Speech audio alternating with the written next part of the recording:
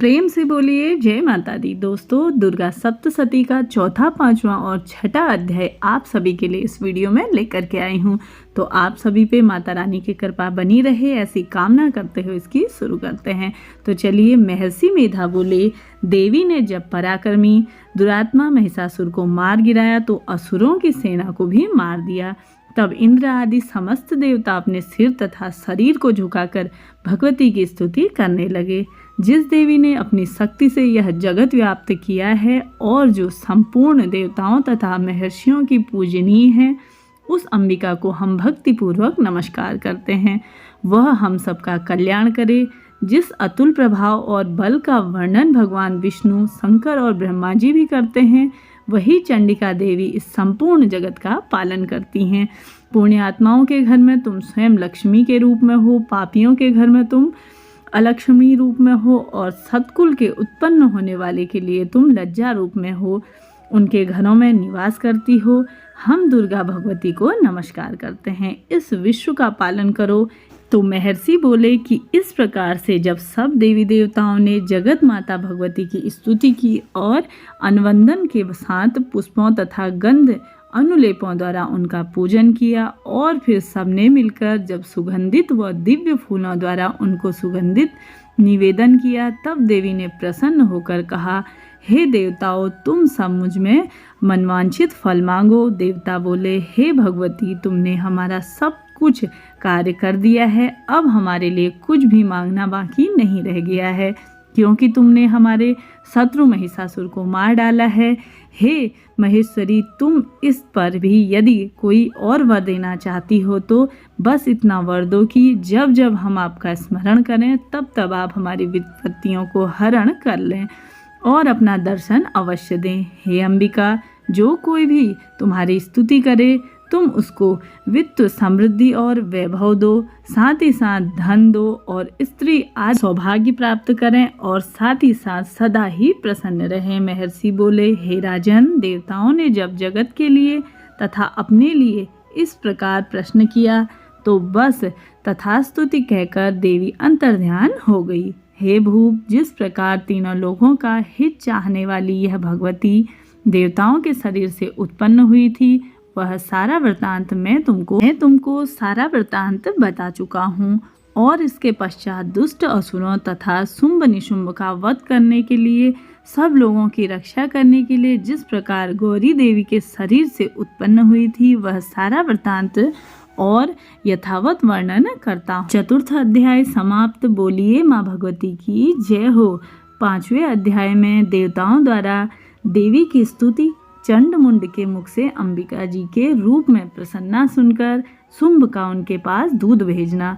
जैसा कि महर्षि मेधा ने कहा, पूर्व काल में शुंभ निशुंभ नामक असुरों ने अपने बल के मद से इंद्र का, त्रिलोकी का राज्य और यज्ञों के भाग छीन लिए और वह दोनों इसी प्रकार सूर्य, चंद्रमा, धर्मराज और वरुण के अधिकार भी छीन लिए। वह स्वयं ही उनका उपयोग करने लगा। वायु और अग्नि का कार्य भी वह खुद ही करने लगा। इसके पश्चात उन्होंने जिन देवी देवताओं का राज्य छीना था उनको अपने अपने स्थान में निकाल दिया। इस प्रकार के अधिकार छीने हुए दैत्यों तथा दैत्यों द्वारा निकाले हुए देवता अपराजिता देवी का स्मरण करने लगे। देवी ने हमको वर दिया था कि तुम्हारी संपूर्ण विपत्तियों को नष्ट कर दूंगी। ऐसा विचार कर सभी देवी देवता हिमालय पर गए और वहां भगवती विष्णु माया की स्तुति करने लगे। देवताओं ने कहा, देवी मैं नमस्कार करता हूँ, शिव को नमस्कार करता हूँ, प्रकृति और भद्रा को नमस्कार करता हूँ। हम लोग रौद्र, नित्या और गौरी को भी नमस्कार करते हैं। जैसा तथा जो भक्तिपूर्वक स्मरण किए जाने पर तुरंत ही सबकी विपत्तियों को नष्ट कर देती हैं, वह जगदम्बा इस समय ही हमारा मंगल करें और हमारी समस्त विपत्तियों को दूर करें। ऐसा कह के महर्षि मेधा ने कहा, हे राजन, इस प्रकार जब देवता स्तुति कर रहे थे तब उसी समय पार्वती देवी गंगा में स्नान करने के लिए आई। तब उनके शरीर से प्रकट होकर शिवा देवी बोली, शुंभ देव दैत्य के द्वारा स्वर्ग से निकले हुए निशुंभ के हारे हुए यह देवता मेरी स्तुति कर रहे हैं। पार्वती के शरीर से अंबिका निकली थी, इसलिए उनको संपूर्ण लोक में कौशिकी कहते हैं। कौशिकी से प्रकट होने के पश्चात पार्वती देवी के शरीर का रंग काला हो गया और वह हिमालय पर रहने लगी और वहाँ कालिका देवी के नाम से प्रसिद्ध हुई। इसके पश्चात फिर शुंभ और निशुंभ के दूत चंडमुंड वहाँ आए और उन्होंने परम मनोहर रूप वाली अंबिका देवी को देखा। फिर वह शुंभ के पास जाकर बोले, महाराज, एक अत्यंत ही सुंदर स्त्री हिमालय को प्रकाशित कर रही है। वैसा रंग रूप आज तक हमने किसी स्त्री का नहीं देखा। हे असुरेश्वर, आप यह पता लगाइए कि वह कौन है और उसको ग्रहण कर लें। वह स्त्री स्त्रियों में रत्न में सबसे सर्वश्रेष्ठ है और वह अपनी क्रांति 10 दिशाओं को प्रकाशित कर रही है। वहाँ स्थित है, इसलिए आप उसके पास जाइए और उसे देखकर उसे ग्रहण करिए। हे प्रभु, तीनों लोगों के हाथी, घोड़े और मणि इत्यादि जितने रत्न हैं वह सब इस समय आपके घर में सुशोभित हैं। हाथियों में रत्न रूप में ऐरावत हाथी और उच्चैश्रवा नामक घोड़ा तो आप इंद्र से ले लिए। हंसों द्वारा जूता हुआ विमान जो कि ब्रह्मा जी के पास था, अब वह आपके पास है। और यह पद्मावत नामक खजाना आपके पास है। कुबेर की जी से छीना हुआ समुद्र में आपको सदा खिले हुए कमलों में वह किंजलिना नामक माला भी आपके पास है। कर्णा का कंचन और वर्षा करने वाला छत्र आपके पास है। रथों में श्रेष्ठ प्रजापति का रथ भी आपके पास है। हे दैत्यराज, मृत्यु के उत्कारिता नाम की शक्ति जो है वह भी आपके पास है, जो आपने छीन ली है। और वरुण का पास भी आपके पास है, भ्राता निशुंभ के अधिकार में है। और जो अग्नि में न जल सके ऐसे 2 वस्त्र भी अग्निदेव के आपके ही पास हैं। हे दैत्यराज, इस प्रकार की सारी रत्न रूपी वस्तुएं तो आपके पास हैं ही। आपने वह संग्रह कर ली हैं, तो फिर आप यह कल्याणकारी स्त्री में रत्न रूपी स्त्री को भी आप स्वीकार करिए। आप क्यों नहीं ग्रहण करते? महर्षि मेधा बोले, चंडमुंड का यह रूप वचन सुनकर शुंभ ने विचारा कि सुग्रीव को अपना दूत बनाकर देवी के पास भेज दिया जाए। प्रथम उनको सब कुछ समझा दिया गया और कहा कि वहाँ जाकर तुम उसको अच्छी तरह से समझाना और ये उपाय करना जिससे कि वह प्रसन्न हो जाए। तुरंत मेरे पास चली आई। भली प्रकार समझाकर कहा गया। दूत सुग्रीव पर्वत में उस रमणी भाग में पहुंचा जहां देवी रहती थी। दूत ने कहा, हे देवी, दैत्यों का राजा शुभ जो इस प्रकार इस समय तीनों लोगों का स्वामी है का दूत हूँ और यहाँ तुम्हारे पास आया हूँ। संपूर्ण देवता उसकी आज्ञा एक स्वर से मानते हैं। अब जो कुछ उसने कहलाया भेजा है वह सुनो। उसने कहा है कि इस समय संपूर्ण त्रिलोकी मेरे वश में है और संपूर्ण यज्ञों में मैं भाग में पृथक में मैं ले लेता हूँ और तीनों लोकों में जितने श्रेष्ठ रत्न हैं वह सब मेरे पास हैं। देवराज इंद्र का वाहन ऐरावत मेरे पास है जो मैंने छीन लिया है। उच्चैश्रवा नामक घोड़ा भी मेरे पास है जो कि क्षीर सागर मंथन करते समय प्रकट हुआ था। उसे देवताओं से मुझे समर्पित कर दिया है। हे सुंदरी, इसके अतिरिक्त और जो भी रत्न आभूषण हैं वह सभी देवताओं के मेरे पास हैं। तो मैं तुम्हें संसार की स्त्रियों में रत्न बनाकर रखूँगा क्योंकि रत्नों का उपभोग करने वाला हूँ। हे चंचल कटाओं वाली सुंदरी, अब यह मैं तुम पर छोड़ता हूँ कि तू मेरा या मेरे भाई महाप्रतापी निशुंभ की सेवा में आए। यदि तू मेरे वरेगी तो तुम अतुल्य महान सर्वश्रेष्ठ की प्राप्ति करोगी। अतः तुम अपनी बुद्धि से यह विचार कर मेरे पास चली आओ।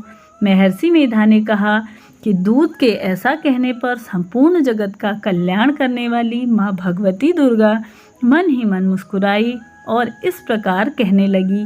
देवी ने कहा, हे दूत, तू जो कह रहा है किंचित पात्र भी झूठ है। शुंभ इस समय तीनों लोगों का स्वामी है, पर निशुंभ भी उसी की तरह पराक्रमी है, किंतु इससे संबंध में मैं जो प्रतिज्ञा कर रही हूँ उसे मैं कैसे झुझला सकती हूँ। अतः तू मेरी जो प्रतिज्ञा की उसे सुन। जो मुझे युद्ध में जीत लेगा वह मेरा अभिमान को खंडित करेगा, तथा बल में मेरे समान होगा वही मेरा स्वामी होगा। इसलिए शुंभ अथवा निशुंभ यहाँ आएं और मुझसे युद्ध करके जीत कर जाएं और मुझसे विवाह कर लें। इसमें भला देर की क्या आवश्यकता है। दूत ने कहा, हे देवी, तुम अभिमान से भरी हुई हो, तुम मेरे सामने तुम ऐसी बात कर रही हो।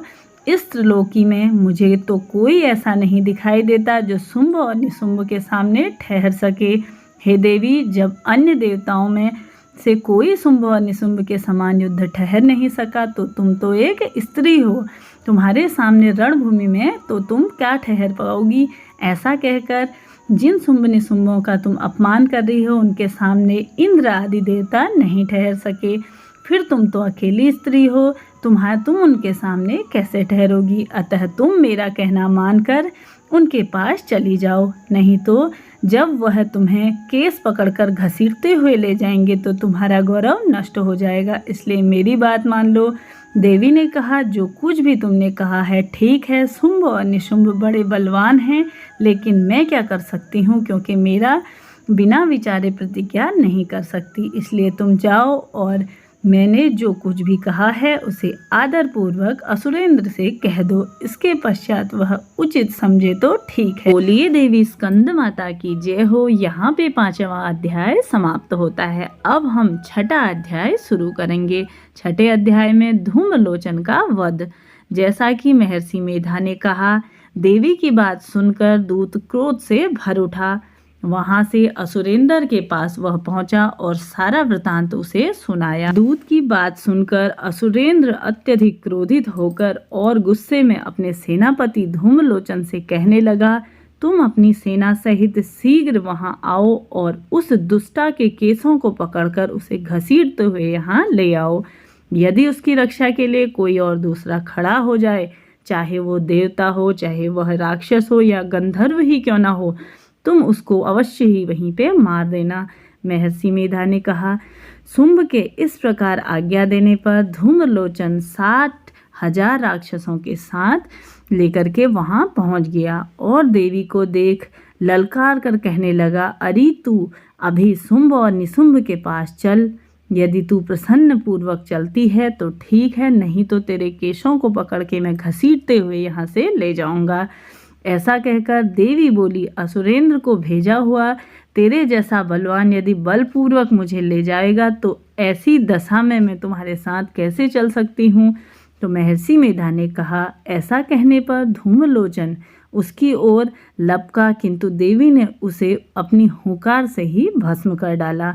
यह देखकर असुर सेना क्रोध होकर देवी की ओर बढ़ी, तीरों से और अपनी शक्तियों से उन पर प्रहार किया और बाणों की वर्षा आरंभ कर दी। इतने में देवी का वाहन भी उनकी ग्रीवा के बालों को झड़ककर हुआ और अपनी भारी शब्द करते हुए असुर सेना पर कूद गया।